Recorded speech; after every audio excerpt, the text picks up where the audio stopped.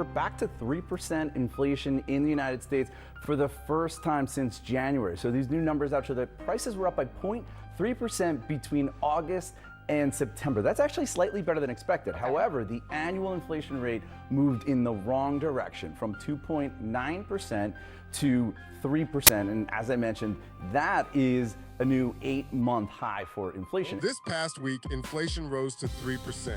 That means everything from rent to groceries to gas costs more, again.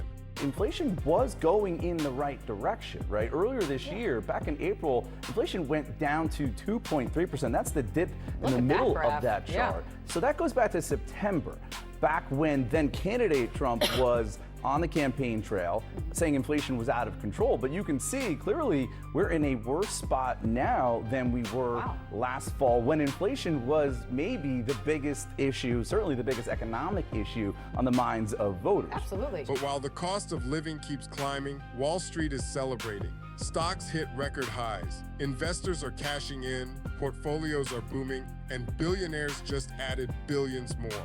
So how can the economy be strong when so many Americans are still struggling?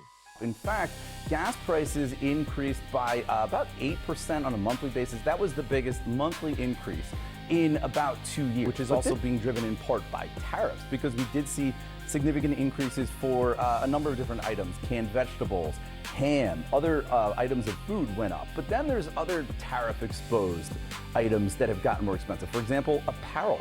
Apparel went up by almost 1% on a monthly basis. They warned this was coming. They warned that it was coming in the fall. And look, it's contributing to the two-speed economy, right? People at the top who have money in the market, they own their homes, they're doing okay. They could absorb these price increases, but a lot of people who are living paycheck to paycheck, not so much, right? They're really the ones who are hurt here. Yeah, this is not where any administration would want it to be at this moment. Especially when the cost of living is just such a salient issue right now. Appliances, they went up significantly by about 2%, and also some furniture increased significantly. We know that furniture just got tariffed by the president. Because we live in a system that measures success by how well the rich are doing, not how secure the rest of us are. Stocks soaring to record highs. Wages haven't kept up with inflation. People are working harder, longer, for less buying power. Meanwhile, corporate profits keep hitting record levels.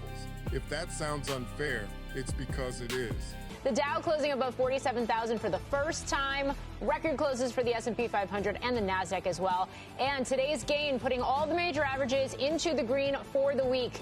Gains of 2% across the board. 6 of the Mag 7 stocks higher today, with the exception of Tesla. A big week for Apple, the stock hitting an all-time high, getting close to a $4 trillion market cap. The same companies raising prices are the ones reporting record earnings.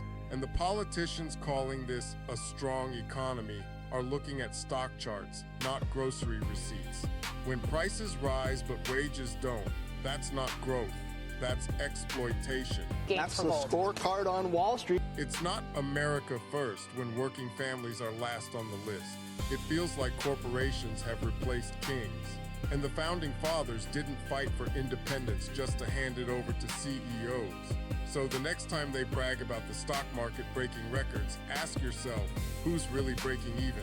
I'm Dale, the seer of social change, insight, unity, action.